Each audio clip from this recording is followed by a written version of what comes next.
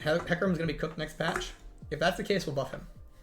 Every time we change items, everybody who mains a champion who uses any of those items comes in and says, my character will suck. HECARIM, BRIAR, a lot of other bruisers, will they suck next patch? Maybe. They might. It is very possible that they're bad. Not saying that won't be true. If that's the case, we'll buff them. If BRIAR sucks next patch, we'll buff her. If HECARIM sucks next patch, we'll buff him. So it's great to call out. It's great to think about. But that said, whenever we change systems, sometimes players just transfer to a different system. Like you might be looking at Eclipse and being like, this is my main item. I'm a god now. Well, maybe once Eclipse gets nerfed, you transition to Trinity Force and it's just as good. Who knows? I'm not saying that's true, but it's like, that's the thing. The thing about the item system and why we don't like preemptively buff characters that we nerf items for is items all cost a certain amount of money. And so usually when an item is nerfed, most champions who build that item often have other things they can just swap over to. Not always the case. It's very possible HECARIM really relies on those items we're nerfing, and he'll just be absolute garbage after the changes. Same thing with BRIAR.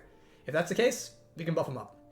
But for every time we nerf a character's core items and everybody's like, they're trash, and they end up trash, there's an equal number of times where players are coming onto the stream, say they're going to be trash, and they end up totally fine and totally powerful because they just find a different item to use. So it really just depends. So we'll see.